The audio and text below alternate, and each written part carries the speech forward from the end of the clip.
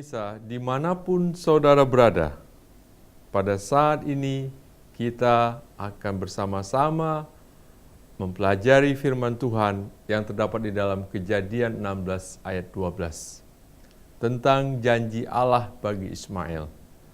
Sebelum kita memulai pelajaran kita, marilah kita berdoa, mengundang kuasa Roh Kudus, memohon roh pengertian dan hikmat yang berasal dari surga. Mari kita berdoa. Bapa kami yang di sorga, pada sore hari ini kami kembali datang ke hadirat-Mu, merendahkan hati dan pikiran kami, mengucapkan puji syukur atas segala berkat yang Engkau karuniakan hingga saat ini. Sekarang ya Tuhan, kami sudah siap untuk mendengarkan firman-Mu. Penuhi hati dan pikiran kami dengan urapan kuasa Roh Kudus-Mu. Berikan kami hikmat dan akal budi dan roh pengertian, sehingga apa yang kami pelajari pada saat ini ya Tuhan, dapat kami terima dengan baik, dan itu boleh menjadi berkat rohani bagi kami, kepujian bagi nama Tuhan. Ampuni segala dosa dan kesalahan kami. Dalam nama Yesus Kristus kami berdoa dan mengucap puji syukur. Amin. Saudaraku, riwayat Abraham dalam Kejadian 12 sampai 25 yang menarik adalah bahwa 12% di antaranya atau 1 dari 8 ayat dari seluruh riwayat Abraham berkenaan dengan Hagar dan Ismail. Setelah nama Ismail diberitahukan oleh malaikat Tuhan kepada Hagar di dekat suatu mata air di padang gurun, yakni dekat mata air di jalan ke daerah Sur, ketika Hagar dalam pelariannya meninggalkan nyonyanya. Rupanya Hagar sedang berusaha kembali ke sanak keluarganya di Mesir, dan kita dapat menduga hal itu karena Sur adalah daerah perbatasan Mesir dan Hagar berasal dari Mesir. Setelah nama Ismail diberitahukan oleh malaikat Tuhan kepada Hagar, kemudian dijelaskan pula sifat dan masa depan anak itu. Pada kesempatan yang berbahagia ini, kita akan membahas tentang ayat yang terdapat di dalam Kejadian 16 ayat 12 yang menjelaskan kepada kita tentang sifat dan masa depan Ismail yang berbunyi sebagai berikut. Kejadian 16 ayat 12. Seorang laki-laki yang lakunya seperti keledai liar. Demikianlah nanti anak itu. Tangannya akan melawan tiap-tiap orang, dan tiap-tiap orang akan melawan dia. Dan di tempat kediamannya, ia akan menentang semua saudaranya. Saudaraku, sejumlah orang Kristen memahami ayat ini sebagai sebuah kutuk. Mereka menafsirkan demikian karena Ismail digambarkan sebagai keledai liar. Menurut tafsiran yang sering dianut oleh umat Kristen, ayat ini berarti bahwa Ismail dan keturunannya hidup sebagai orang-orang ganas. Mereka akan menjadi kaum yang kasar dan suka berperang. Lalu, karena tangan Ismail akan melawan tiap-tiap orang dan ia akan menentang semua saudaranya, maka banyak orang Kristen berpendapat bahwa Ismail dan keturunannya akan terus-menerus memusuhi kaum keturunan Ishak. Akan terus-menerus memusuhi kaum keturunan Ishak yang kita kenal dengan orang Kristen.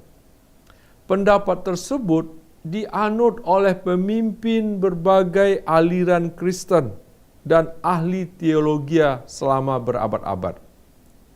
Gereja di Indonesia juga mewarisi pendapat itu, dan pada umumnya masih berpandangan demikian hingga sekarang. Pemirsa, ayat yang terdapat di dalam Kejadian 16 ayat 12 itu tidak dimaksudkan untuk mengutuki pribadi Ismail, tidak dimaksudkan untuk mengutuki garis keturunannya dan kaum Ismail masa kini. Jika Allah bermaksud untuk mengutuki Ismail, mengapa Allah memberkati dia yang terdapat di dalam Kejadian 17 ayat 20? Kita bisa lihat di dalam Kejadian 17 ayat 20 berbunyi sebagai berikut. Tentang Ismail, aku telah mendengarkan permintaanmu. Ia akan kuberkati, kubuat beranak cucu dan sangat banyak. Ia akan memperanakkan 12 raja, dan aku akan membuatnya menjadi bangsa yang sangat besar. Untuk memahami ini, kita harus memahami makna sesungguhnya dari 3 frase yang terdapat di dalam Kejadian 16 ayat 12 tadi. Yang pertama, lakunya seperti keledai liar. Yang kedua, tangannya melawan tiap-tiap orang. Dan frase yang ketiga, ia akan menentang semua saudaranya. Nah, pada sore hari ini kita akan membahas satu persatu frase yang terdapat di dalam Kejadian 16 ayat 12 ini. Yang pertama, lakunya seperti kuda liar. Hal ini diungkapkan oleh malaikat Tuhan justru untuk menghibur Hagar dan untuk mendorong dia kembali kepada nyonyanya Sarai. Bagaimana mungkin ungkapan ini akan mendorong Hagar dan menghiburnya jika yang disampaikan itu mengutuki Ismail, anaknya sendiri? Bayangkanlah bagaimana tanggapan Hagar seandainya malaikat Tuhan berkata seperti ini. Hai Hagar, keturunanmu akan terlalu banyak untuk dihitung. Tetapi maaf Hagar, mereka akan menjadi orang-orang yang kasar dan ganas. Maaf Hagar, keturunanmu akan terbilang orang-orang yang menakutkan. Jika maksud perkataan malaikat Tuhan demikian, apakah Hagar termotivasi untuk menaati perintah Tuhan, lalu kembali pulang ke nyonyanya? Tentu saja tidak. Jadi, bagaimana kita secara positif memaknai frase ini? Lakunya seperti kuda liar. Jawabannya, kita perlu berpegang pada sebuah prinsip mendasar dalam hermeneutik, yaitu ilmu tafsir, yakni ayat-ayat yang kabur maknanya dapat diterangkan oleh ayat-ayat lain yang lebih jelas. Dengan kata lain, biarlah Alkitab menaksirkan Alkitab. Kita harus membiarkan ayat yang kurang jelas dinyatakan oleh ayat-ayat yang lebih jelas. Tujuannya ialah supaya kita mengerti mengapa Hagar ayat-ayat yang kabur maknanya dapat diterangkan oleh ayat-ayat lain yang lebih jelas. Dengan kata lain, biarlah Alkitab menafsirkan Alkitab.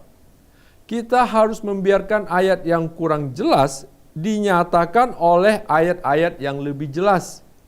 Tujuannya adalah pemirsa, supaya kita memahami sifat keledai liar sedemikian rupa, sehingga kita mengerti mengapa Hagar menanggapi ungkapan keledai liar itu sebagai ucapan yang membawa berkat baginya. Pemakaian gambaran keledai liar untuk mengutarakan ciri khas seekor keledai liar yang sifatnya menyukai kebebasan, menyukai kemerdekaan, yang hidup mengembara. Jika rerumputan di satu tempat sudah habis, ia pindah ke tempat lain yang berumput hijau. Tuhan menjelaskan dalam Ayub 39 ayat 8 dan 11 yang berbunyi sebagai berikut. Ayub 39 ayat 8. Siapakah yang mengumbar keledai liar, atau siapakah yang membuka tali tambatan keledai jalang? Kepadanya telah kuberikan tanah dataran sebagai tempat kediamannya, dari padang masin sebagai tempat tinggalnya. Ia menertawakan keramaian kota, tidak mendengarkan teriak si pengiring. Ia menjelajah gunung-gunung padang rumputnya dan mencari apa saja yang hijau. Pemirsa, dalam ayat ini menjelaskan kepada kita bahwa keledai liar menjauhi keramaian kota, menjelajah gunung-gunung, padang rumput yang hijau untuk mencari makan mereka. Gaya hidup seperti ini mengingatkan kita bahwa gaya hidup kaum Badui atau Beduin yang juga merdeka dan mengembara. Mereka membawa ternaknya ke tempat yang berumput hijau. Pemirsa, dari firman Allah yang terdapat di dalam Ayub 39 ayat 8 sampai 11, kita telah diberi penjelasan tentang sifat keledai liar. Maka sekarang kita dapat memahami bagaimana Hagar terhibur karena ia mengerti bahwa perkataan lakunya seperti keledai liar merupakan janji bahwa anaknya akan hidup sebagai orang yang merdeka untuk mencari nafkah, bukan sebagai seorang budak seperti dirinya sendiri, seorang yang sedang melarikan diri dari penindasan nyonyanya. Frase kedua, tangannya akan melawan tiap-tiap orang dan tangan tiap-tiap orang akan melawan dia. Pemirsa, ungkapan ini melanjutkan tema keledai liar dengan menerangkan satu aspek dari irama hidup kaum Badui atau Beduin. Memang irama hidup ini tidak bernada indah dan positif. Tetapi apabila kita menilainya sebagai kutuk bagi Ismail dan keturunannya, maka kita akan merusak konteks ayat-ayat sebelum dan sesudahnya. Pemirsa, kalau begitu, bagaimana seharusnya kita menilai ungkapan tersebut? Pertama-tama, kita harus memahami situasi dan konsep di padang gurun yang memicu gaya hidup seperti itu. Di sana, di padang gurun, persediaan rumput dan air bagi ternak kaum Beduin sangat terbatas, pemirsa. Untuk bertahan hidup, mereka harus mengembara mencari tempat-tempat yang hijau dan dipenuhi oleh air. Sekaligus, mereka bersaing dengan suku-suku pengembara yang lain yang juga mencari keperluan hidup. Tanpa sistem hukum dan undang-undang, persaingan semacam itu mengakibatkan perkelahian di antara suku-suku pengembara itu. Irama hidup seperti itu kadang-kadang mendorong mereka untuk merampas daerah-daerah yang padat penduduknya. Dan penduduk di sana meresponi kaum Baduin atau Badui ini dengan serangan balasan. Jadi, Ismail akan memberi pukulan, tetapi juga akan menerima pukulan. Jadi pemirsa, kesimpulannya ialah bahwa kedua frase di atas tadi bukan ucapan kutuk. Lebih tepat jika kita memahami sebagai pola hidup kaum Badui. Maka, arti perkataan tangannya akan melawan tiap-tiap orang merujuk kepada akibat wajar dari gaya hidup di padang gurun. Frase yang ketiga, menentang semua saudara-saudaranya. Kesan yang diperoleh dari terjemahan baru itu ialah bahwa keturunan Ismail akan senantiasa memusuhi saudaranya, akan senantiasa memusuhi orang-orang Kristen. Kalau terjemahannya menentang itu benar, apalagi kalau berkonotasi menentang umat Allah, maka frase ketiga tentang pribadi Ismail ini dapat saja bernada kutuk. Tetapi, pemirsa, dalam Kejadian 16 ayat 12 ini seharusnya kata Ibraninya alpene tidak diterjemahkan menentang semua saudaranya. Kita bisa lihat di dalam terjemahan baru Kitab Suci Taurat. Di sana, kata alpene tertulis ia akan tinggal di hadapan semua saudaranya. Kata alpene di sana diartikan di hadapan. Jadi terjemahan baru Kitab Suci Taurat, ia akan tinggal di hadapan semua saudaranya. Nah, kemudian kalau kita lihat terjemahan menurut King James Version, ia akan tinggal di hadirat semua saudaranya. Kata alpene di sana diartikan di hadirat semua saudaranya. Dan kita melihat terjemahan New American Standard Bible, kata alpene di sana diartikan di sebelah timur. Jadi menurut terjemahan New American Standard Bible, terjemahannya sebagai berikut, ia akan tinggal di sebelah timur semua saudaranya. Arti ini tercermin dari hubungan Bani Ismail dengan saudara mereka Bani Israel di kemudian hari. Pemirsa, apakah pemirsa mengingat cerita Yusuf? Ketika saudara-saudara Yusuf berkeinginan untuk membunuh Yusuf, lewatlah beberapa orang Ismail.